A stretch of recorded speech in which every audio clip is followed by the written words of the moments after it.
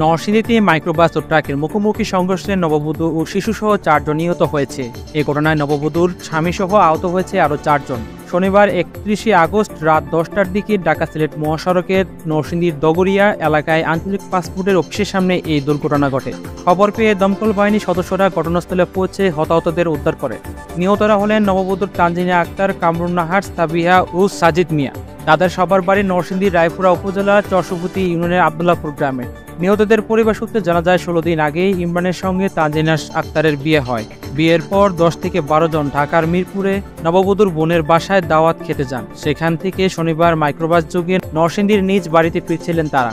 গাড়িটি ঢাকা-সিলেট মহাসড়কের দগরিয়া এলাকায় আঞ্চলিক পাসপোর্ট অফিসের সামনে পৌঁছালে মালবাহী ট্রাকের সঙ্গে মুখোমুখি সংঘর্ষ হয়। আহত হন ৪ জন। খবর পেয়ে ফায়ার সার্ভিসের সদস্যরা হতাহতদের উদ্ধার করে নরসিংদী জেলা হাসপাতালে নিয়ে আসেন।